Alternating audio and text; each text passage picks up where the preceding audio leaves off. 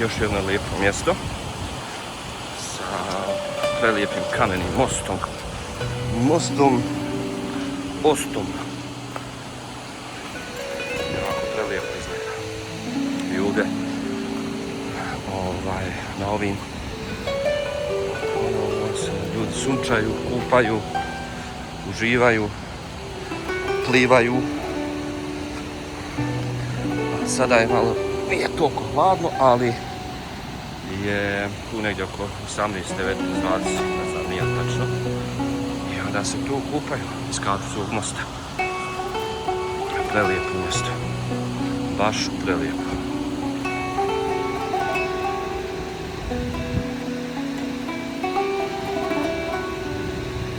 Pogledajte ovo kako je voda oblikovala kamenje. Prelijepo.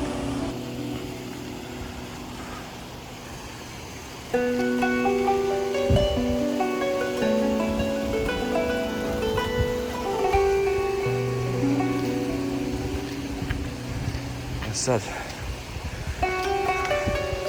preći preko ovog mosta. Okay.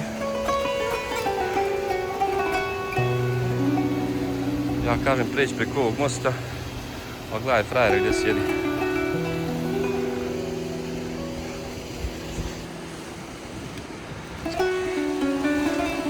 Evo prelaz.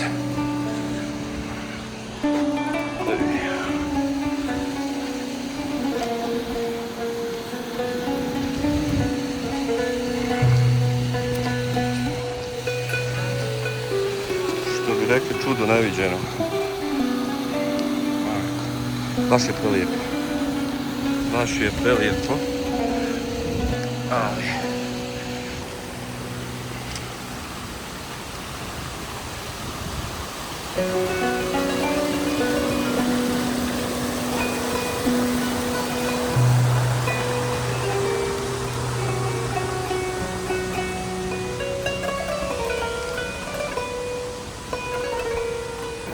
uzeo sam kameru, zaboravio sam tamo, evo neki skoči tamo, nisam ni vidio.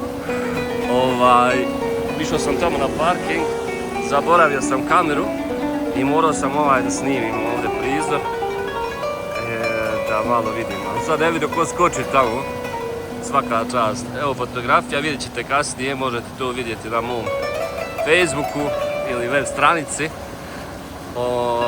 Ovo je prelijepo. Jednostavno uživam u ovim. I dalje gore obrađuje svoje slike. Ona je zadovoljna, njemu sam islikavao i ona je zadovoljna. Tako da ovo je baš fenomenalno.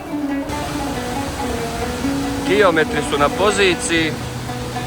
Koleginice, šta kažeš, da li će ova dulumaža dobro da ispadne u metrima?